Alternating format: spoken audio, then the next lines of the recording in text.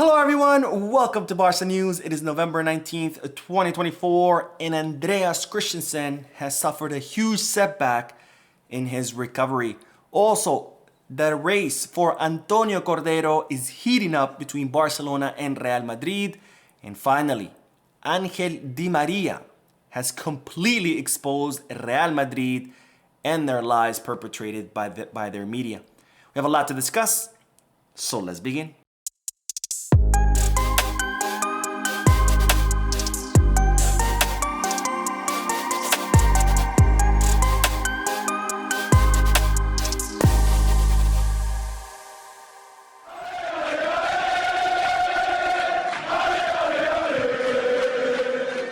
Hello everyone, welcome to the channel. My name is Mo, and before we begin with the news, just a quick reminder to make sure to hit that like button, subscribe to the channel, and drop a comment. All of this helps this channel continue to grow.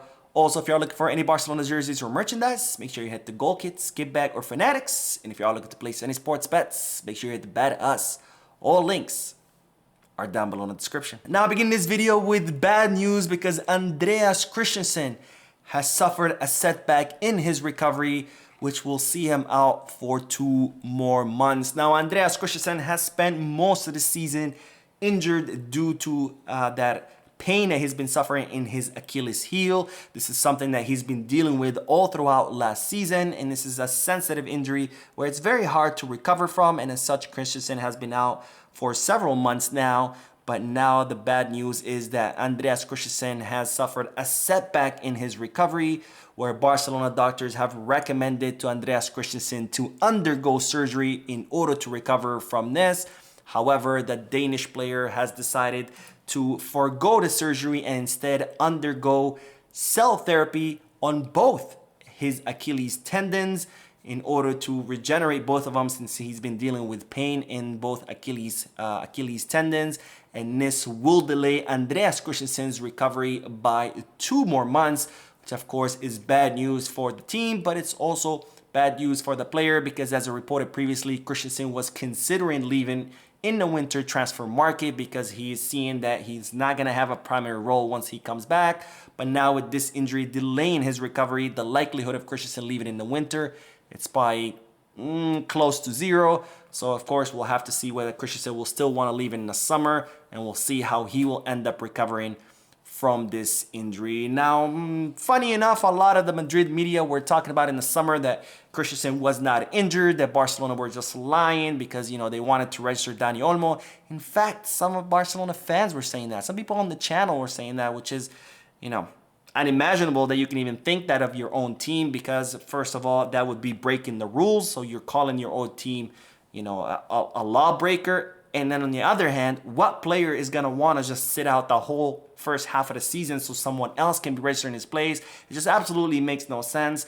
But yet, this was a story perpetrated by the Madrid media all throughout the summer. And of course, we're not going to hear any apologies because it is absolutely a lie. Christensen has been dealing with this last season. His injury is pretty serious.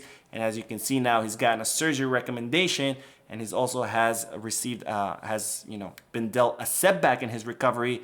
So this was not definitely a lie or an act by Barcelona. This is a serious thing that unfortunately Madrid-based media, they like to exploit these things to their advantage.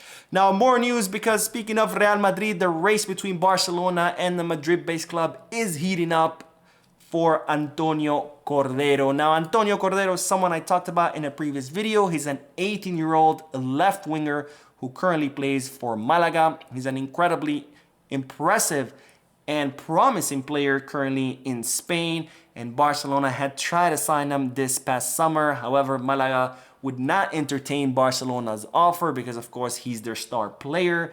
But now Antonio Cordero is not looking to renew his contract, which means he would become a free agent during the summer. So it looks like Malaga overplayed their hand, thinking that the player would renew. He didn't, so now they run the risk of him leaving for free in the summer.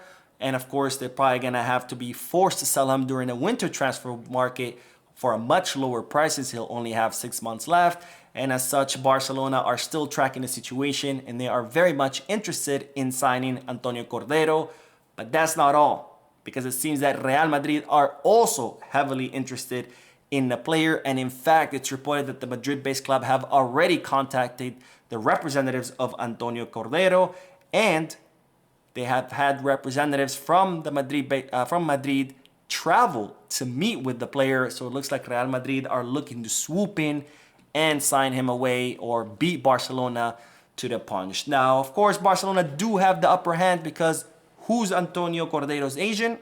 Is of course Pini Zahabi, who's not only the agent of Robert Lewandowski, but he's a very close friend and a former business partner of Jan Laporta. So hopefully that will play in favor of the club in Barcelona's attempt to sign this 18-year-old jewel.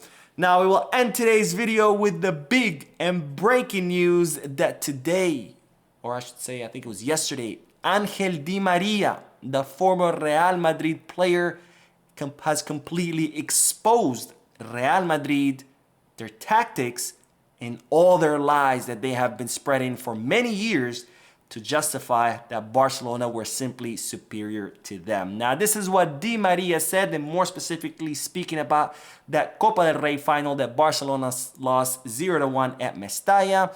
And the Argentine said the only way to beat that Barcelona was by hitting, scoring, and running more than them. And that somehow led to them fighting each other on the pitch. At times, I was afraid that they would injure Lionel Messi. I was more worried that nothing would happen to him than anything else. The game at Mestalla was very tough. The final was kick and kick. At one point, I had to kick Leo, who was going against us. I lifted him up and said to him, "Sorry, kid, but if I didn't get you down, you could have scored on us." I had no other option. It was that way of playing. It was impossible to stop. So Angel Di Maria exposing that Real Madrid's only tactics and only response to Pep Guardiola's Barcelona was to kick them, to foul them, because that was the only way to stop them, because they were so much more superior to Real Madrid. And this of course confirms something that we have always known, that when Jose Mourinho was hired, his only response was to just commit fouls against Barcelona, and this of course not only confirms that hypothesis, but it also completely exposes Real Madrid's lies, more specifically the Villarato and also the Negreira story. Now, if you don't know what the Villarato is, this is something that Real Madrid media came up with back in the day when it was Pep Guardiola's Barcelona, which they said that there was some kind of conspiracy between referees in order to rule in favor of Barcelona and against Real Madrid, and they started promulgating this conspiracy by showing the numbers, saying, oh look, Barcelona get a lot more penalties in their favor, they get more red cards in their favor, which shows that there's a conspiracy here between the referees to favor Barcelona and go against Real Madrid. And this, of course, these statements by Di Maria completely exposed this lie, that no, the referees were not in favor of Barcelona. Barcelona were simply much, much more superior to Real Madrid and the rest of the teams of La Liga. And it also explains why Barcelona had more penalty kicks in their favor and more red cards in their favor, because if the only way to stop them is by kicking them and committing fouls against them, of course, there's going to be a lot more fouls in favor of Barcelona. And this, of course, also exposes the whole Negreira lie. Again, Negreira was used to justify Barcelona's superiority by saying that the only way Barcelona was able to achieve all those trophies and be superior is thanks to the help of referees. But here, as you clearly see, Di Maria is stating it very clear that Barcelona were much, much more superior, and the only way to stop them was by fouling them, not through the help of referees. So Angel Di Maria completely exposing Real Madrid, exposing their lies.